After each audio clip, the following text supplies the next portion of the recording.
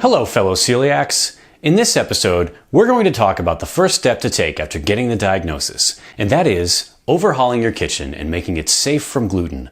Your kitchen is where the bulk of the food you eat will be prepared, and you want to be able to trust that it's safe, that there are no hidden sources of gluten that could contaminate the food you eat. This is about peace of mind. The first thing is, and this may seem obvious, but it has to be said, get rid of the things you can no longer eat. That's all the stuff I talk about in this episode here. Just get them out of your life. I don't care how you do it. Probably best not to waste food though, so maybe donate the unopened stuff to your local food pantry. Consider it a worthwhile expense. But that means the bread, pasta, and all the obvious stuff has to go. But also the not so obvious stuff. And I'm not just talking about those foods I mentioned where gluten hides out, like soy sauce. I'm talking about if you have a jar of mayonnaise or a stick of butter that's had a breadcrumb covered knife in it, it has to go. Anything where someone has double dipped after spreading a condiment on bread, there's just no way to be sure there's no gluten left in the jar. Remember, I'm going to say this a lot, even tiny amounts can make you sick. Now here's where it gets tricky. If you cohabitate, if you have roommates, a significant other, or if you live with your family, you're going to have to coexist with people who do not share your diet. So that means you have to get them on the same page with you. Make sure they appreciate the importance of this for your health. They have to follow all of the same rules you do if they're going to continue to eat gluten in your presence. You won't be able to share condiments with them unless you can either get squeeze bottles or trust them not to double dip. If you're at all suspicious that they won't be able to handle that, go with the squeeze bottles, or get your own and label them gluten-free. You're going to want to keep them away from your gluten-free products as well so they don't eat your food and leave you with nothing safe to eat. Something else to consider is that you may have to share cookware, utensils, and appliances as well. If you clean things thoroughly, you may have no problems, but there are a few things that I want to zero in on which you just can't keep clean. You'll want your own, something that no one else touches preferably. The toaster is a big one. I suggest getting a separate toaster for yourself and labeling it the gluten-free toaster. Or, even better, get a toaster oven if you don't already have one. With a toaster oven, you can cover the inside with foil, you can use the pan that comes with the toaster, which can also be cleaned, or even wrap your food entirely in foil. And you can actually take out the rack and clean it. A top-loading toaster, you can never clean. So, even if you have your own top-loading toaster, someone might make a mistake and use it. Then it's contaminated with gluten and there's nothing you can do. Or you might not even realize that they've used it.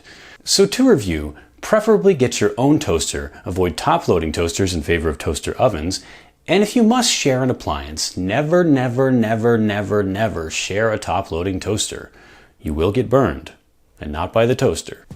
Additionally, colanders and strainers are a big no-no for sharing, especially anything that's a fine mesh like this, because you can't be sure that it's totally clean. Pots and pans and other utensils, it really depends on how well you can clean them. I would say avoid non-stick pans that have had gluten in them and that have developed scratches. Also avoid a pot that has been used frequently for boiling pasta. These can develop a film that can be hard to wash off. I've linked to a study in the description on whether or not gluten contamination can occur on common cookware. The study deemed that among all of the cooking and prep surfaces tested, the most likely to transfer gluten onto a gluten-free substance were cast iron and Teflon. They did not test other non-stick materials and the study was by no means extensive, but the basic takeaway is to be double careful with any kind of porous material or anything that you can't clean as well. Incidentally, the study also covered cutting boards. These are another thing that you don't really want to share because the older they get, the more grooves they obtain from knife marks, and that's just a perfect place for gluten to hide out. So get a gluten-free cutting board and label that as well. Certain utensils that are porous like wood, or that can get scratched like silicone or plastic, these can also harbor gluten from previous use, but they are easy and cheap to replace. Get different colored ones or label them with a marker. Wooden rolling pins, non-stick baking tins, plastic mixing bowls, sifters, all of these pose the same problems. You starting to get the idea? Think, if it's been used primarily for gluten-containing foods, if it's really old, if it's a material that's porous or that develops scratches in it, or if it's any kind of fine mesh, then it's likely not safe for you to use. Moving on, clean all counters and surfaces before preparing gluten-free meals and store all of your gluten-free products in separate, preferably labeled containers. Also, make sure whoever is making your food washes their hands thoroughly before making yours. So to review, Get rid of the stuff you can't eat and get any cohabitants on the same page. Don't share a toaster, don't share condiments. If you must, get squeeze bottles and get your own cutting board, colander, and strainer, and possibly other utensils and cookware, and label those gluten-free. And lastly, keep a separate gluten-free sponge as well.